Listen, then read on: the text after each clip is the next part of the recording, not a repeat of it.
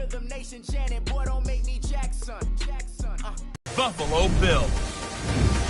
With that, let's get up to Buffalo. Danny Mike. 12 of the NFL season, and we're underway on EA Sports. Here's Tywan Jones on the return.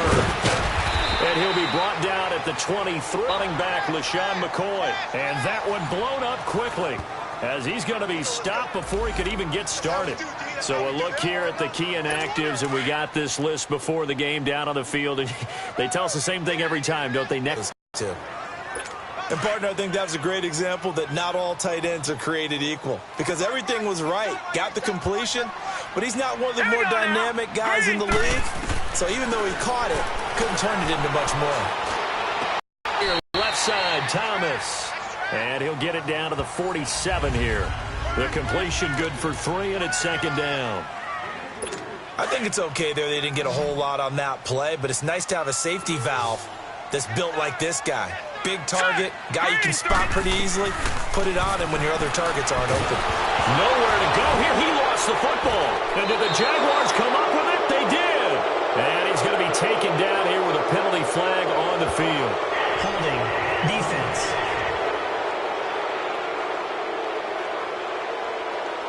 So they elect to decline it. And why not? Just go ahead and let the play stand, and they'll take that. So the special teams penalty cost some yardage there as they come out on 1st and 10.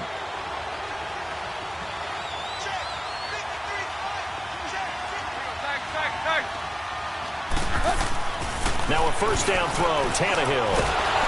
Nowhere to turn here, and he's going to go down. Back at about the 37-yard line.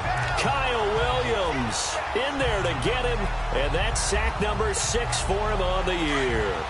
That's called setting the tone right away. It certainly is, and it lets you know just how important communication is amongst the offensive line. They talk about it all the time, knowing each other's moves. You've got to be coordinated and in sync. Otherwise, your quarterback gets hit. No gain that time, and it leaves him with 3rd and 11 coming up. All right, quick observation, Brandon, because early on in this game, I'm seeing linebackers playing with their noses close to the line of scrimmage. And my guess is the wheels are turning on that other sideline. As a play caller, you're filing that away right now, aren't you? Yeah, you're trying to find that opportunity later on when you can play action them or stick something to them between the 2nd and the 3rd level. And incomplete. The contact made the ball roam free and brings up 4th down. Well, that certainly looked like something that they discussed all week in practice getting ready for this one. Take the big shot right out of the gate. At worst, you'll open up the defense a little bit, loosen them up, have them back on their heels. And I don't think this has the carry. It does not. It's no good, and this will remain a scoreless game. Everything looked good. Good snap, good hold. Sometimes, though, the ball just doesn't want to go where you want it. And this one winds up no good. So after the missed long field goal attempt, this offense set up nicely at the 44-yard line. Now it's Peterman. And it pops free. The collision there jarred the ball loose and brings up 2nd down. You get a tight end like this, and you know he's used to dishing out punishment, but here, he's one that has to absorb the contact, and as a result, unable to hold on to the football. Now let's go! Green 39! Green 39! On 2nd down, it's McCoy. And he's going to take this across midfield into Jacksonville territory.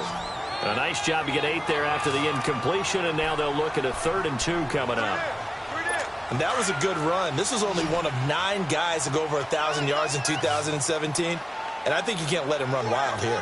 What do you think, 100 yards, the measuring stick? Always. That is the threshold. You want to keep him under that if you want to play good defense. No gain there on the play, and that's going to leave him with a 4th down. Well, if you look where that play starts, O-line versus D-line, that was a battle won by the D-line. Yeah, and oftentimes it's won by quickness, off the ball. Who can handle the guy across from them best? On that play, the defensive line did exactly that. The Jaguars getting set to go. Last time out, they had that long 50-plus yard field goal that they missed. And I'm sure on their sideline, they're thinking to themselves, okay, do we still want to try one if we're in that position again? And I would dare say that the answer would be yes. They're going to have a lot of confidence in their kicker. But just to be on the safe side, I'm sure they told their offensive guys, can we get a little bit closer this time? Closer. Yeah, well, you know, I'd rather get in the end zone first and foremost. But if all else fails, less of a field goal attempt for him. 16 yards right off the bat and a first down.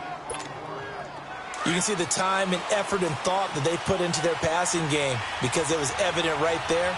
It looks like a simple pitch and catch, but you and I both know that they have planned for this and worked hard to make it happen.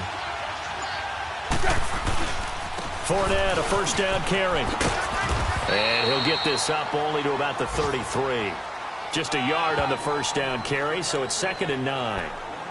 Well, we saw him there trying to get it to the outside, trying to get to the perimeter, but not a whole lot of room there. But there's got to be one positive to that.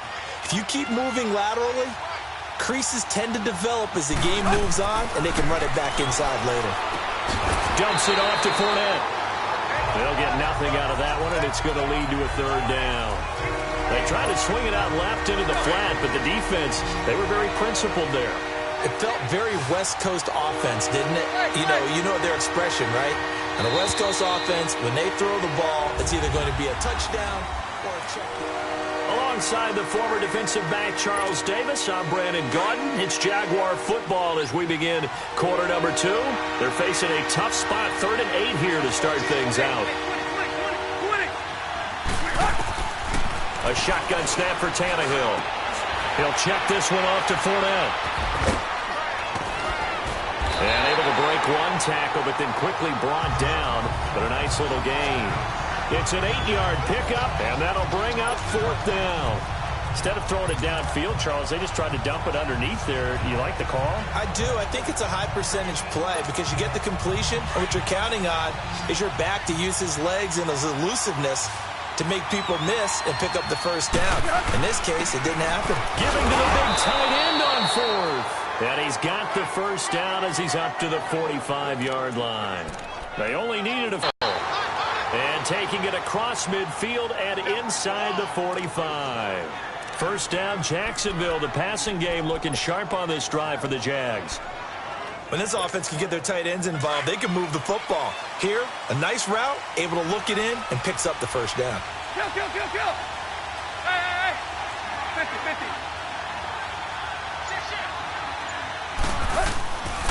Here's a give to Fournette. And able to push his way forward here for a good little gain.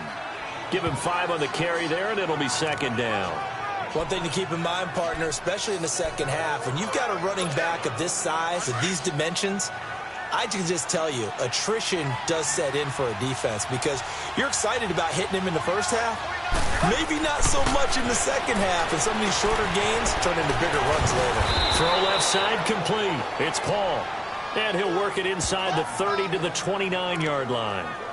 And they just keep marching right along. First down on a pickup of 8 there. When an offense reads blitz, doesn't matter where it's coming from, tight ends know that they become a big part of the passing game because there should be an easy outlet when all those extra bodies are trying. Rush coming, and he's taken down. Man, he got in there so quickly, Charles. What could the offense have done to adjust and account for that? But what you're hoping is that you figure out and you see and get a clue that maybe there's going to be some pressure coming at you, and you change the blocking schemes. Maybe you go to max protection. The biggest one is maybe you bring your running back in to try and keep you clean. But in that case, that didn't happen. 0 accountability, and a sack resulted. Time to give a little credit here. That was an excellent read by the guys on the defensive side of the ball. Oh, you're crediting your defense. Gotta credit them on that one because they tried to fool them, right? Tried to trick them, ran a screen, and they went to it and smothered it for a loss of yardage. Tannehill. He's got his man here. It's Green. And they'll wind up getting this one all the way down inside the 20. A reminder, once we hit halftime, as we do all season, we'll send it down to Jonathan Coachman in Orlando. He'll have all the stats and scores from games in progress around the NFL. The best multitasker in the business, the coach. And he's brought down 17 more yards on that one as they keep the drive rolling. Tremendous blocking by the interior of the offensive line. They didn't just gash him there. They blasted a gaping hole for him to gallop through. I think if he comes back to the huddle, he better be giving them a whole lot of credit and thanking them for that much space to rumble. They'll try and run for it with Fournette. And he'll take this into the end zone. Touchdown, Jacksonville. A great effort there with touchdown number 7 on the year. And the Jags are able to cash in for 6. And they're able to run it in. It started with a battle in the trenches. They won it. And oh, it's blocked.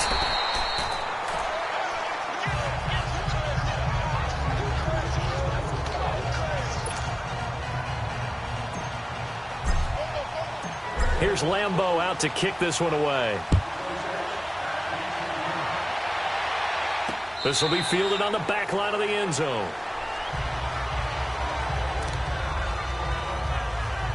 And now out come the Bills. And things haven't started so well for this side. 2 drives, 2 punts. So now you've got to start looking not just at play calling, but which guy's going to step forward and say, okay, let's get this thing done. Because within that, sometimes one guy can make a big-time play and break through the barrier. 7 yards, the pickup on the pitch and catch. Now the Bills will hustle to the line. Now Peterman on second down. He's got the hook up to Andre Holmes. And he'll be brought down right around the 37. He's got his first catch here before halftime, and it goes for a first down. On first down, Peterman. And caught by Curley. And to the 42-yard line here and brought down there. Now before this second down play, we'll get whistles and a timeout, as the stoppage will come with a little under a minute to go in this first half. 2nd and 5 to the 5-yard completion on first down. Again, it's Peterman. And his throw's going to be incomplete. The linebacker, Telvin Smith, able to get a hand on it there. But one thing that I've liked defensively is that they've shown them a lot of different looks here in the first half. They've come after them. They've sat back. I think that's what you need to do to keep an offense guessing. And they certainly have kept them on their toes. That's why they haven't had much success on the scoreboard. To throw again is Peterman. Wide open receiver complete. And now before this first down play, we're going to get a timeout here, as the clock stops here with 46 seconds remaining in the first half. This offense finding its legs now. Here's another 1st and 10.